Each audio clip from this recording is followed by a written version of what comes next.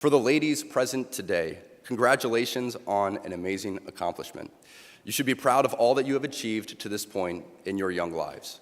I want to speak directly to you briefly because I think it is you, the women, who have had the most diabolical lies told to you.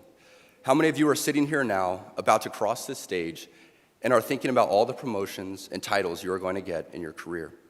Some of you may go on to lead successful careers in the world, but I would venture to guess that the majority of you are most excited about your marriage and the children you will bring into this world.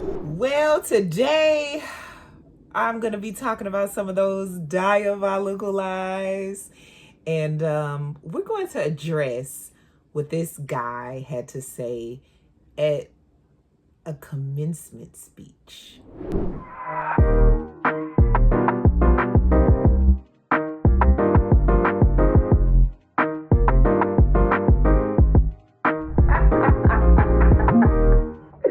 This girl a mess, y'all. Hi guys, welcome to my channel if you're new, and welcome back if you've been around here a while. I'm Kendra. This is Kendra Creates. This is my space where I share my life with you guys. I also talk about wild and crazy things on the internet. Today is one of those days. So if that stuff sounds good to you, then make sure you are subscribed to my channel. Also, go ahead and give this video a thumbs up while you are at it. So we're going to get right into it today, okay? So that guy, his name is Harrison Butker. He is actually a kicker for the Kansas City Chiefs football team.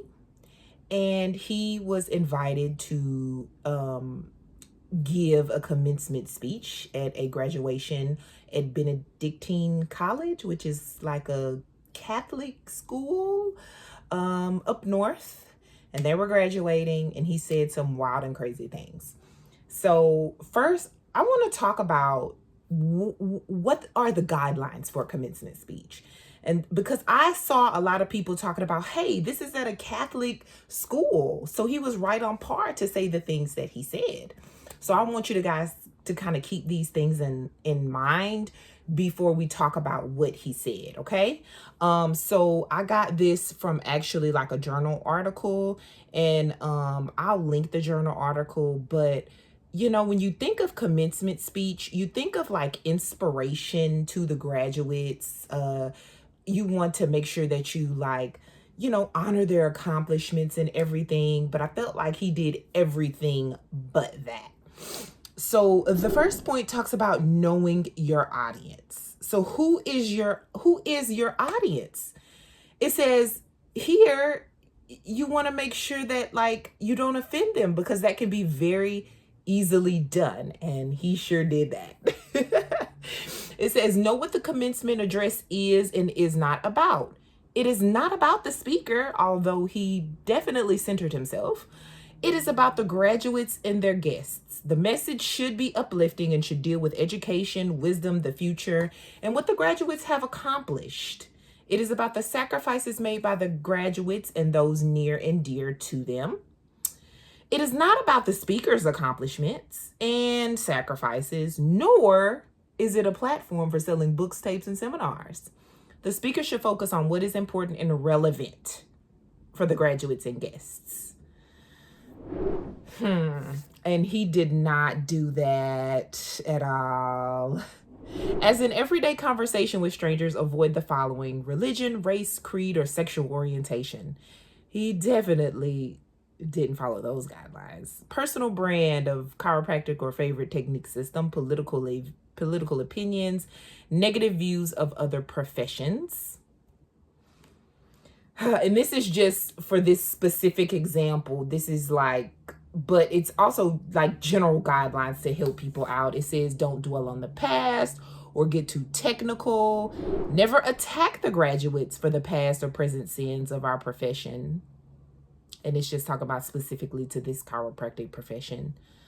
Balance the serious with the humorous. Did he have humor in that speech at all? It wasn't humorous at all. It says don't overquote. I don't think he did anything, but he did do some quotes. Or was it quotes? I'm not sure if he had Bible quotes in there or not, but he definitely referenced some material, religious material, which I feel is fine because it is a Catholic school. And then I'm not going to speak on the rest of those points, but I'll have that linked below. So I just want you to keep those things in mind as general guidelines for delivering a commencement speech. And I feel like he just failed all around with that. But apparently the speech was reviewed and it was approved, and he spoke. And now we're going to get into the speech. Is actually 20 minutes long. I will link the entire speech below. It's a TikTok that has a 20-minute speech. I am not going to play the whole speech, obviously. I'm going to play about a 2-minute segment. Within that 2-minute segment, there was so many gems he was dropping that I want to talk about. So let's go. Let's get it. For the ladies present today, congratulations on an amazing accomplishment. You should be proud of all that you have achieved to this point in your young lives. I want to speak directly to you briefly because I think it is you, the women, who have had the most diabolical lies told to you. How many of you are sitting here now about to cross this stage and are thinking about all the promotions and titles you are going to get in your career? Some of you may go on to lead successful careers in the world, but I would venture to guess that the majority of you are most excited about your marriage and the children you will bring into this world. I can tell you that my beautiful wife, Isabel, would be the first to say that her life truly started when she began living her vocation as a wife and as a mother.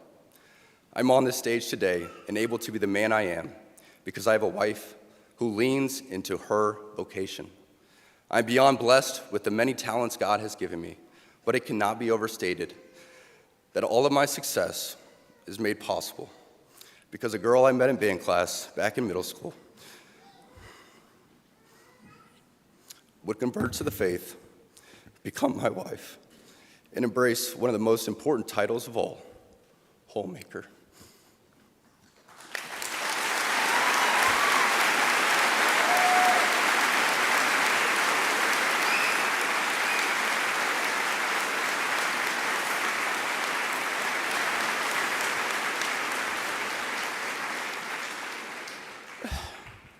She's the primary educator to our children. She's the one who ensures I never let football or my business become a distraction from that of a husband and father. She is the person that knows me best at my core, and it is through our marriage that, Lord willing, we will both attain salvation. I say all of this to you because I have seen it firsthand, how much happier someone can be when they disregard the outside noise and move closer and closer to God's will in their life. So the first thing he talks about is women and their diabolical lies, which is referring to women are thinking about their promotions and titles that they're going to be getting. So I guess this is diabolical lies, and women shouldn't be thinking about these things. I don't know like what world he lives in, but these are college graduates, no matter what their religion is. They're going to college to educate themselves and use that education to get some kind of job or career. That's what I would assume education is for. And then he also talks about how they should be most excited about marriage and children, which is this 1950s or what? There's nothing wrong with wanting marriage and kids. Absolutely not. There's nothing wrong with being excited about those things. But do you really think that a room full of college graduates, and he's making all these points strictly to women. Okay, so as a woman, I want to talk about it. In a room full of college graduates that are in their early 20s, like 23, 22, 24 even, are they really most excited about marriage and children? Are they really thinking about those things? Are they even within their reach? And I say that because back in the day, people used to have college sweethearts. People used to go to college and find the love of their lives. It's literally not like that anymore. And I would venture to say that it's not like that at a Catholic school, even. Maybe at like a Mormon school, maybe. But these days, even though you feel like you're more conservative and you have more traditional value system, you don't appeal to the masses. Your beliefs don't appeal to the masses. And I'm sure that everyone that goes to that school, they are not Catholic, okay? If you guys do not know, I work in higher education, and over the years, I've worked at a variety of universities and colleges and even technical colleges along the way. And I've worked at a well-known Catholic university, and everything in this, no, not at all. It was not like that. And so I feel like people, because they've never been to a Catholic school, they've never worked at one, they don't know what the deal is. They think it's all conservative and traditional and whatnot. And I'm pretty sure some people go there for that. But a lot of other people go there because it's in proximity to them. They may have a good scholarship package situation going on. Or they may not be as traditional or conservative or whatever as you think they are, or as you would think that they would be. So I just feel like, he's like in La La Land or in space somewhere with this commencement address. And then he goes on to talk about his dear wife. And I'm pretty sure that he got her permission for this, because I'm going to give maybe a little conspiracy theory in a minute about this whole situation. So just hang tight for that. But he talks about his dear wife, and he would say that her life started at being a wife and mom. And I would argue that maybe hers did, but most of our lives didn't. Most women's lives do not start when they become a wife and a mother. A new chapter in their lives start. And this might not be the funnest chapter.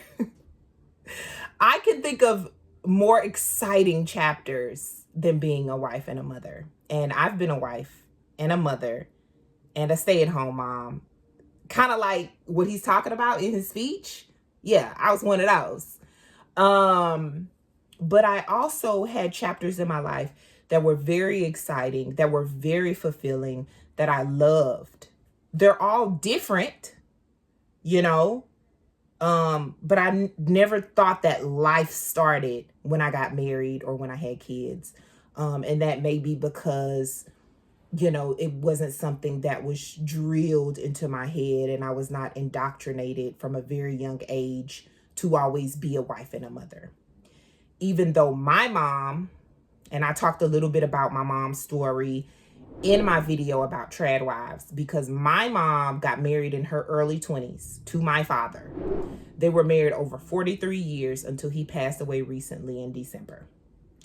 And she did not work. She was a stay-at-home mom. She raised us kids. She did things around the house. They both sacrificed a lot for us. So she's that traditional person. I was that traditional person for a couple of years. But because I did a lot of living life before I got married and had kids, I knew life differently. And that different life, I liked traveling by myself. I liked working, advancing in my career. I liked going to college, getting educated.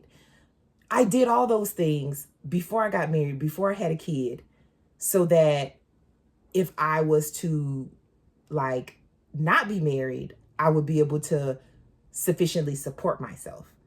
And that is what happened. I am no longer with my husband, and I can support myself. I am not a destitute trad wife who put their lives and themselves on the back burner for so many years, and then my husband left and now I have nothing. And in my mom's case, it worked out well because they maintained a marriage. And because he passed away and he had Social Security and veterans benefits, she is now able to sustain herself. And so some women, like my mom, they make it out great. Some women like myself, I make it out great because I had an education and career before I got married and had a kid. And a lot of women, they don't make it out great. What is for you is for you. If you decide you want to be married and you want to have kids, or you don't want to be married, you don't want to have kids, or you want to be married, but you don't want to have kids, or however you want to live your life, that is up to the woman to decide what she does with her life, just like what she does with her body. We're not going to go there. We're going to talk about that a little bit later. But for him to be talking about this stuff at a commencement address, and for him as a male to address a room full of women, I feel like it was out of place, really. He did in his speech, in the extended speech, address the guys a little bit, but it was just like, what are you talking about? Because he talking about, they say that men aren't unnecessary in the home. Nobody ever says that. Like, are you serious? Most women, wives, especially with kids, want their husbands home more. They want them to have an active role with their kids and be present in the marriage. That's usually why they split up. So I just found it weird that he wanted to address women. And then he talks about, oh my goodness, about his wife. Her dreams of having a career might not have come true. But she says, would she have it any other way? Heck no, she wouldn't. And you know what? I wouldn't either, because she's married to a rich man. And let me tell you just how rich he is, okay? It says Harrison Butker signed a 5-year, over $20 million contract with the Kansas City Chiefs, including over a $3 million signing bonus, over $9 million guaranteed, an average annual salary of over $4 million. So it doesn't even matter. It doesn't matter, because if they divorce, she's going to be taken care of. If he passes away, she's going to be taken care of. If they remain married, she's going to be taken care of. So yeah, her career as being a homemaker, wife, mother, it worked out well for her. She probably gets to hire people to help her clean her house. She probably gets to hire someone to come in and prepare meals and help her out with that. She gets to hire a nanny. She gets the time to decompress and go do Pilates or whatever other kind of hobby the lady wants to do. So does she care about her dreams of a career? No, because she's freaking rich. And she can get her fulfillment in other ways because she has the time to. And she can just pay other people to do those tasks that most stay-at-home moms, traditional wives, or whatever do. Most women are not married to a man that makes millions of dollars. So their experience is going to be tremendously different than the average housewife. I just found that crazy. And so there was so many responses, and included in some of those responses, which I found ironic, right, was some nuns, okay? The nuns that are affiliated with the college. So let's talk about that. So it says an order of nuns affiliated with the college rejected the kicker's comments in a commencement speech. The Sisters of Mount St. Scholastica do not believe that Harrison Butker's comments in his 2024 Benedictine College commencement address represent the Catholic Benedictine liberal arts college that our founders envisioned and in which we have so invested. So the nuns wrote this stuff on Facebook. They posted in a Facebook post. It says, in his 20-minute address, Butker denounced abortion rights, Pride Month, COVID-19 lockdowns, and the tyranny of diversity, equity, and inclusion. We're not going to get on that.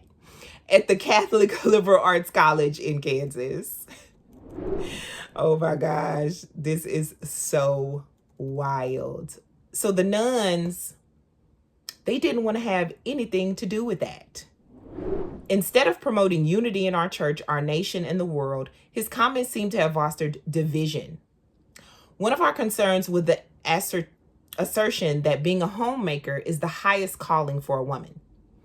We sisters have dedicated our lives to God and God's people, including the many women whom we have taught and influenced during the past 160 years. These women have made a tremendous difference in the world in their roles as wives and mothers, and through their God-given gifts in leadership, scholastic, and their careers. So even the nuns don't like what he had to say. And I didn't like the things he had to say either in the couple of points that I pointed out.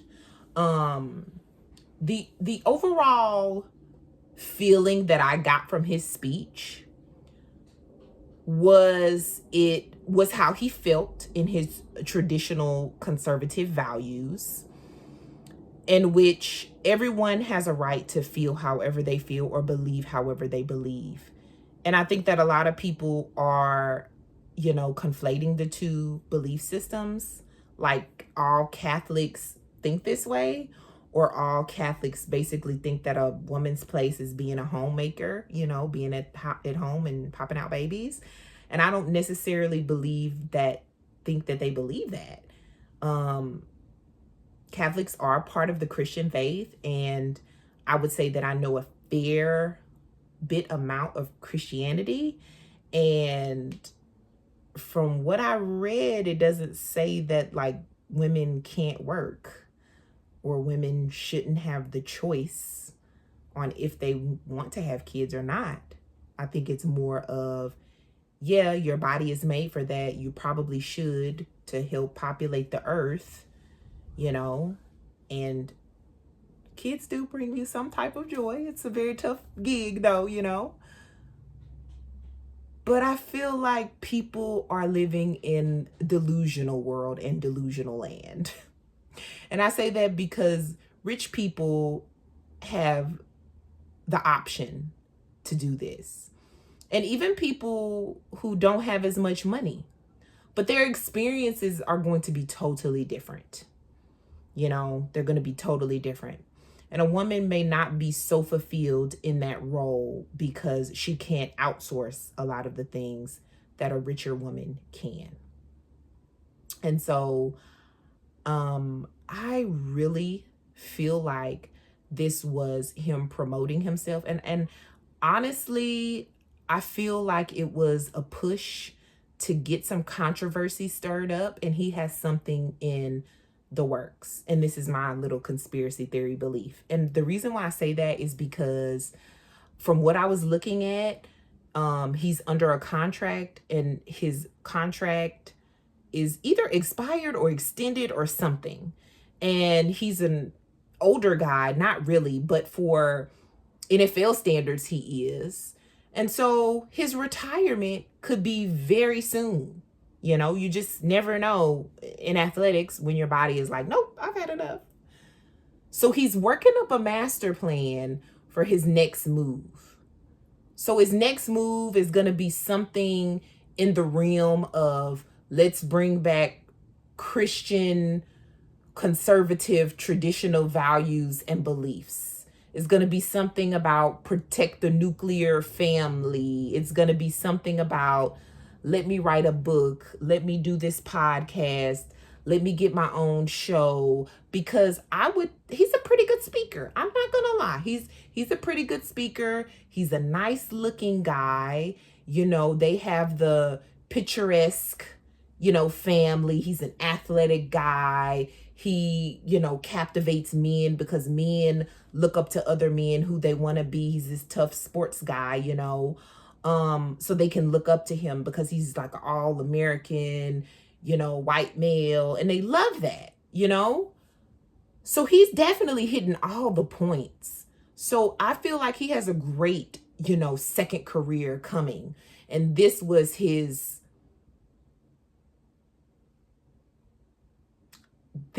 definitely his teaser into whatever he has cooking up next. And I feel like it was definitely for him and what he wanted to do with himself, because he could have gave any other commencement address, but he decided to do this one and address it to women. You guys, I enjoyed making this video. I hope you enjoyed watching it. Thank you so much for watching. Make sure you continue to spread kindness in the world. Okay, I will see you on the next one. Bye-bye.